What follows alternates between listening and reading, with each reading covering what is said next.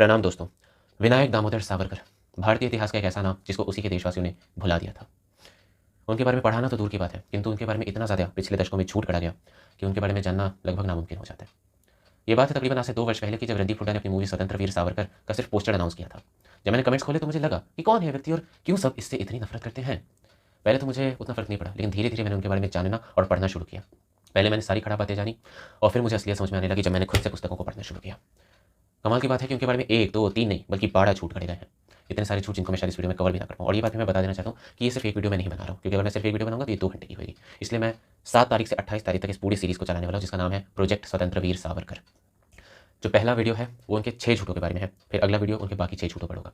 उसके बाद अगले हफ्ते वीडियो आएगी जो उनके 6 झूठे मर्सी पेटिशंस के ऊपर में होगा कि वो सच थे या झूठ। इसके बारे में मैं डिटेल में इस वीडियो में बात करूँगा। इस वीडियो में मैं उसको ब्रीफ रखूँगा ताकि बात के लिए मैं डेटा को रख सकूँ। इसके अलावा जो अगला वीडियो होगा वो सबसे ज़्यादा ज़रूरी वीडियो होगा, क्योंकि अक्सर कहा जाता है ना कि सावरकर का भारत को लेकर आकर क्या योगदान था, जिसके बारे में जानना बहुत ज़्यादा ज़रूरी है, क्योंकि बदकिस्मती से लोगों को पता नहीं है।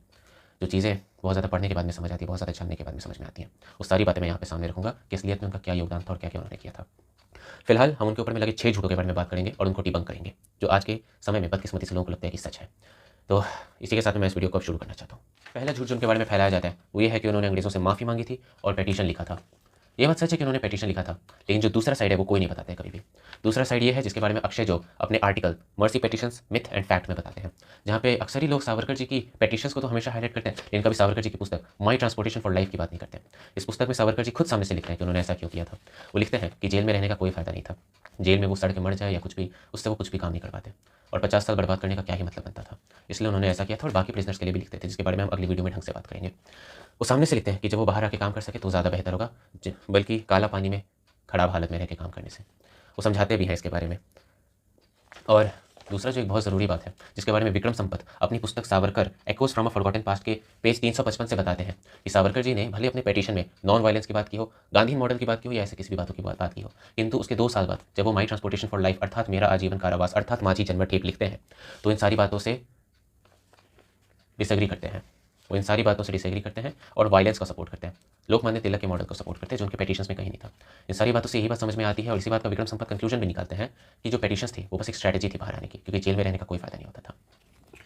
अक्सर एक और जो बात फैलाई जाती है, जो एक और बहुत ही फालतू सी बात है, कि सावरकर इकलौते थे जिन्होंने पेटिशन लिखी थी, बल्कि बाकी लोगों में से किसी ने भी पेटिशन नहीं लिखी थी।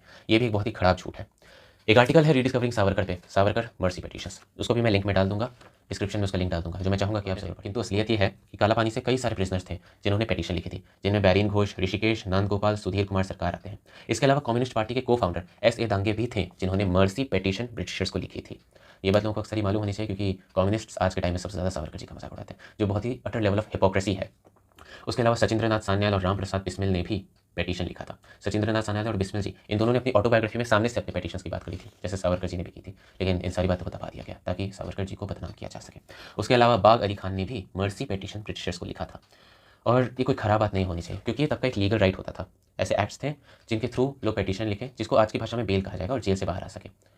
ये बात लोगों को बदकिस्मती से नहीं पता है, और बाकियों के बारे में तो और नहीं पता, ताकि सावरकर जी को बदनाम किया जा सके। ये बात लोगों को समझनी चाहिए कि असलियत जो थी वो कुछ और थी। बहरहाल ये पेटिशंस के बारे में जो अगला वीडियो होगा मैं उसमें बहुत ध्यान से बात करने वाला हूँ कि आखिर उन्होंने अपने पेटिशंस में क्या क्या लिखा था और बाद में क्या क्या किया था। फिर चाहे वो 1911, 13, 14, 17, 20 और 21 के पेटिशंस हो, उन सब के बारे में सही से बात किया जाएगा। बहरहाल हम चलते हैं उनके ऊपर गढ़े हुए दूसरे झूठ के बारे में, जो सही फैलाया जाता है कि सावरकर अंग्रेज़ों से 60 रुपये की पेंशन लिया करते थे। क्या बात है। मुझे भी पहले लगा कि भला सावरकर अंग्रेज़ों से पेंशन क्यों लिया करते थे, लेकिन इसका जवाब भी विक्रम संपत अपनी दूसरी पुस्तक सावरकर अ कॉन्टेस्टेड लेगेसी में देते हैं।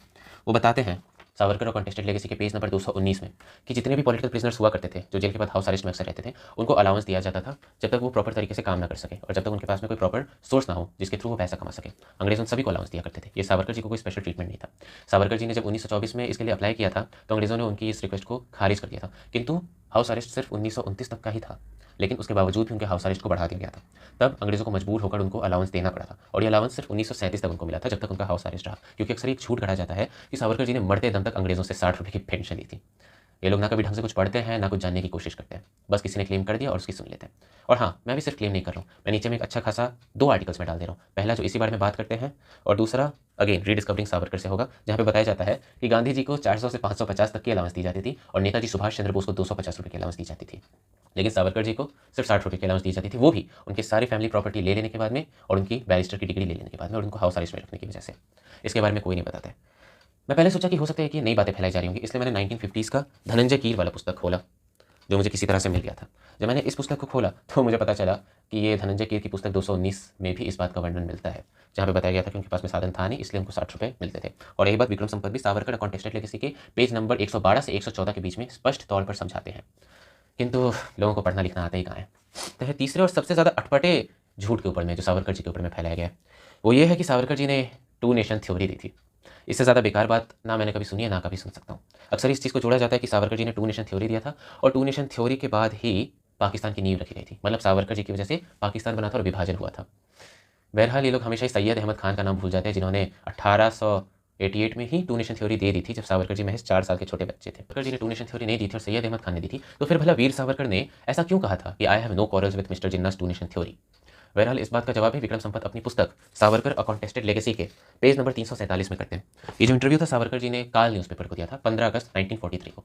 इसके 4 दिन बाद सावरकर जी ने फिर से क्लैरिफिकेशन देते हुए बताया था सेम न्यूज़पेपर में कि वो यह बात कह रहे थे कि मुसलमानों ने हमेशा से खुद को एक अलग राष्ट्र की तरह देखा है। वो उस तौर पर कह रहे थे कि उनको टू नेशन थ्योरी में यहाँ पे कोई बदलाव नहीं दिखता है, क्योंकि ये मुसलमानों की तरफ से एक सच है। इसका ये मतलब नहीं है कि वो पाकिस्तान के साथ में थे।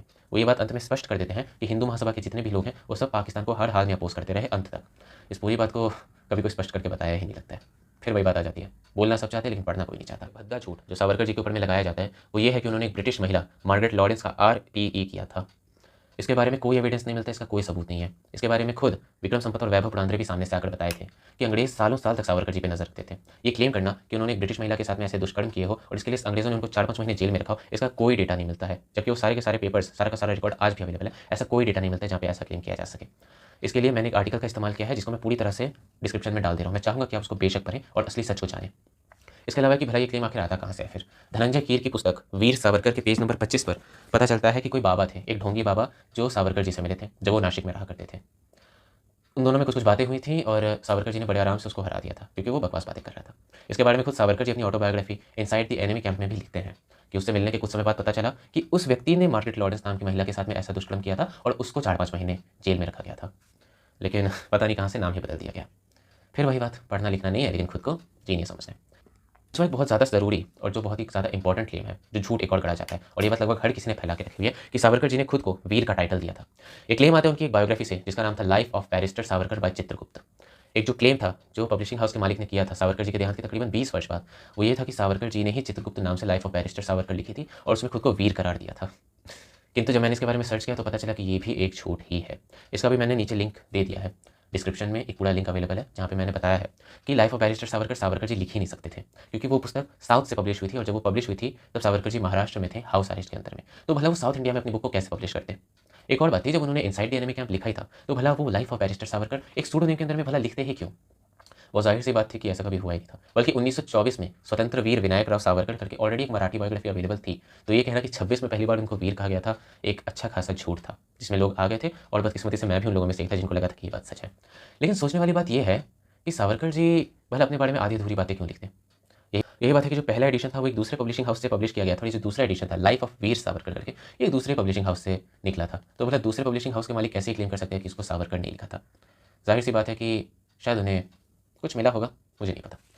बात आती है कि फिर भला सही मायने में उस पुस्तक को लिखा किसने था। अगर सावरकर जी ने नहीं लिखा था, नाम का भी पता नहीं चला, तो किसने लिखा था।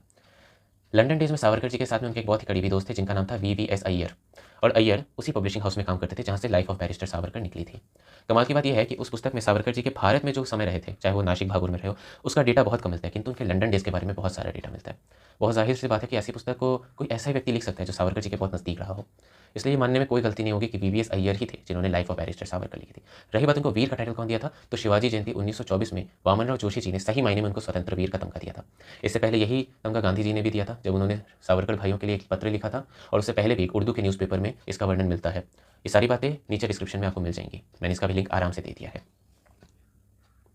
इसके अलावा छठा और सबसे ज़्यादा जो ज़रूरी और बहुत ही ज़्यादा जो ज़रूरी क्लेम है और जो एक झूठ फैलाया जाता है सावरकर जी के बारे में, वो ये है कि सावरकर जी ने हिंदुत्व आइडियोलॉजी इसलिए दी ताकि वो बंटवारा कर सके और अंग्रेज़ों की मदद कर सके।